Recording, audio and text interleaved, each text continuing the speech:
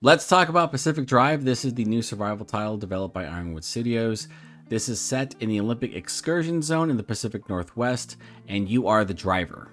So you have this station wagon, and you are essentially just trying to go and navigate this area to eventually escape. You get help from different NPCs in the game.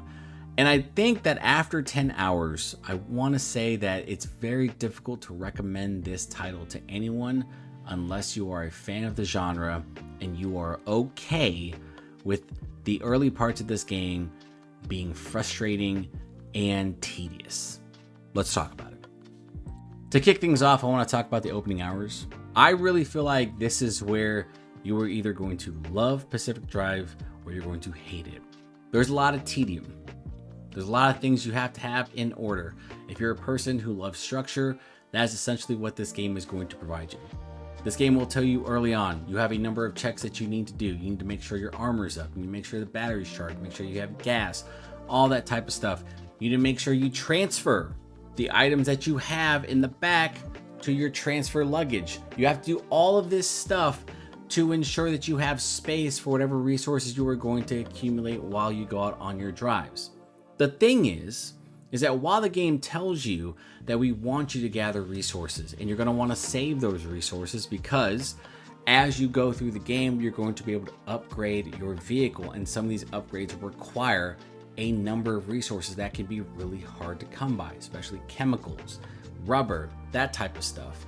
The problem is this game throws you into zones where there are anomalies that will not let you rest, because some of these anomalies will rip your car to shreds, will pull tires from you, all of this stuff. So it feels like it's a resource sink, and that can be really frustrating early on.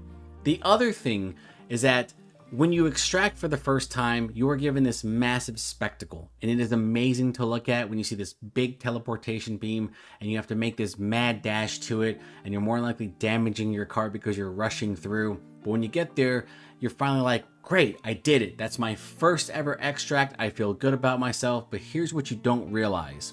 When you extract, you do damage to that zone.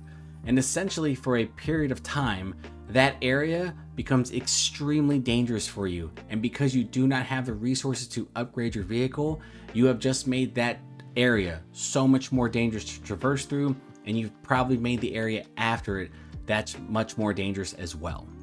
When you are going through the early hours of Pacific Drive, it can really feel like it's trying to deter you from exploration, even though there are so many different areas that you want to explore because there are resources that are going to benefit you in the long run. The thing is, I don't think the game explains certain things well enough. You just kind of get them to get them, and you're like, what do I do with this? How is this going to help me in the long run? How do I work through these different anomalies? You have to scan them. You have to scan every anomaly that you see, and then you have to go in and actually read about them, because they will give you details about what these anomalies can and can't do, whether or not they're going to buff you or they're going to attack you. That is a thing that I learned pretty early on, because I was kind of getting tired of getting just absolutely destroyed, where I'm going through an area that's supposed to be stable, and then for whatever reason, I'm just getting attacked. It's one of those things where I feel like the game is trying to have this balance, but early on it's just difficult for you to have a good time because you're dealing with all these different challenges and you're wondering when you're going to get a break. And the thing is, once you get past, I want to say, the second story mission, that's when the game kind of opens up and shows you all these different things and blueprints you can receive and open up and unlock that will help you navigate the game. And I'm telling you right now, the moment you get steel panels, the moment you get off-road tires, the game is a ton easier. It really is, and I mean that. Like, the game, it really feels like the game just kind of rewards you for struggling for so long. And, you know, you have to bear in mind that a lot of the resources it takes to actually, you know, develop these items, it's pretty expensive. Chemicals in general are just really hard to come by sometimes. You're always going to have plastics and scrap metal and all that stuff, but man, chemicals and rubber, it can be really difficult to find. And the thing is, once you have it, and once you have those tires, and once you have those panels, and you have all these different unlocks on your vehicle, you feel unstoppable. It really feels like I can do multiple drives and hit multiple zones, and it doesn't matter what anomalies I face, because I have these different special abilities that will help me get past this. The thing is, you have to suffer to actually get there. Once you get past that frustration, once you get past the tedium, once you're locked into that routine, Pacific Drive becomes a very enjoyable experience. In fact, you'll more than likely find yourself trying to challenge certain areas because you will have more than enough equipment and gear to get through these areas without too much trouble. Now, that's not to say that you won't find the occasional bump in the road or some bullshit happening in an area, but you'll more than likely notice that you are more than well equipped to handle this. And that's the part to me that makes me really enjoy Pacific Drive.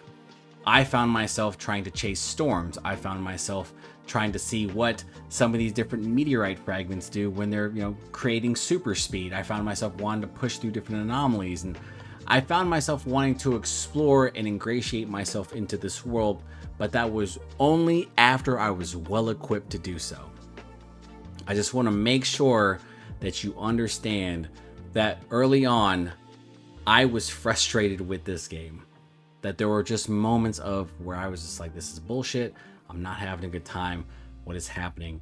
But as soon as I started to kind of get past certain story missions and navigate into certain areas, I really felt like there was just so much here to offer. There's so much cool things happening because all these environments have these unique anomalies and they look so awesome to explore. It's really cool when you're just kind of wandering in an area and you see all of these pretty much crash test dummies, that they call them survivors, these mannequins, just kind of in this row pointing up at this certain item or this anomaly, and it's really freaky to look at, but it's also just one of those things where you're like, what are they looking at? What are we doing over here? What does this mean?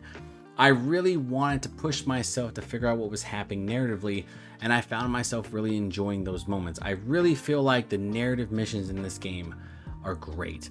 They're so much fun to do, and I really like the fact that they are challenging, but they are not impossible. They are not as frustrating as going through a certain other zone just randomly because you're looking to gather resources. I really feel like Pacific Drive, once it hits a certain point, becomes really enjoyable. The problem is you'll probably be frustrated for a long period of time as you're trying to figure things out. When you start to figure out how upgrades work, how blueprints work, why you need to scan every anomaly, where pretty much you have to scan everything because all that really matters in the long run. There's all these different factors you have to take into consideration when mapping a certain route. Like, you do have to pay attention to where you're going because certain long stretches of road into highways, right? You'll pretty much get cut off at a halfway point and then you'll have to navigate through that area. And sometimes those areas can be really dangerous. Do you have the equipment to navigate through these places? Essentially, the game asks you that question all the time. Make sure you're prepared. Make sure you're ready. And yes, you can also game the system a bit because if you reload a save, sometimes you'll get lucky and the area has shifted because it's all procedurally generated, and you might find yourself on a route that is far easier than what you initially had. I'm not saying you should do it, but I did notice it when I restarted once and I was like, holy shit, this game can be manipulated a little bit. Just pointing that out there. I really feel like Pacific Drive is an enjoyable experience, but a frustrating one. And there are so many secrets to find and things to do, but you really have to commit to this game because if you are pretty much kind of 1 foot in, 1 foot out, you're half committed, you're going to get frustrated really quickly. Essentially, to me, this game was Death Stranding. Once I got it, once everything started to click, I really love my time with this game. I'm having a great time with Pacific Drive, and I think everyone can because I think the narrative is one you want to push through. I think the narrative missions are great, and I think just the new things you explore and find are really awesome in terms of like what it shows you with this kind of like late 90s sci-fi. It's really cool. I'm telling you, I really like this game. But there's so much to get past in the beginning that me personally, I find it difficult to recommend to anyone because when I've told my friends about this game, most of them go, that doesn't sound fun. Early on, it's not. It really isn't. Sometimes it can be one of those things where you're like, why am I playing this game? Why am I getting my ass kicked? There are 6 or 7 anomalies that are just tossing me around.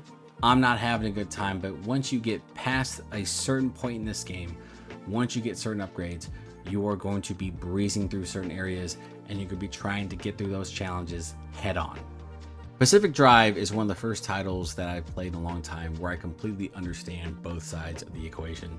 Those who were really enjoying the game and loving the game, and those who are really just mixed on it or don't like the game at all. I completely understand both sides because I experienced them early on, and maybe because of the procedurally generated content that I just got the short end of the stick. But I also understand that there are a lot of people who do not like survival titles or the tedium that comes with them. And I really feel like with this title in general, when you throw survival elements with procedurally generated content, it can be fairly frustrating.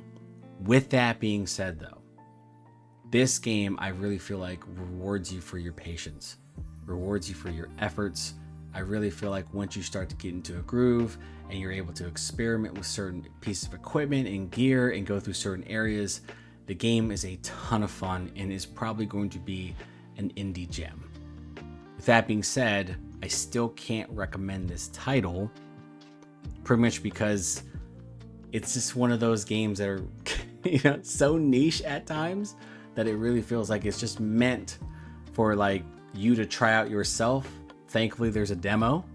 So if you play the demo and you like it, good to go. If you play the demo and you don't like it, hey, it is what it is. But I really feel like Pacific Drive is a game that kind of pushed itself into its own category. And I think the developers did that on purpose because they wanted to create a unique experience.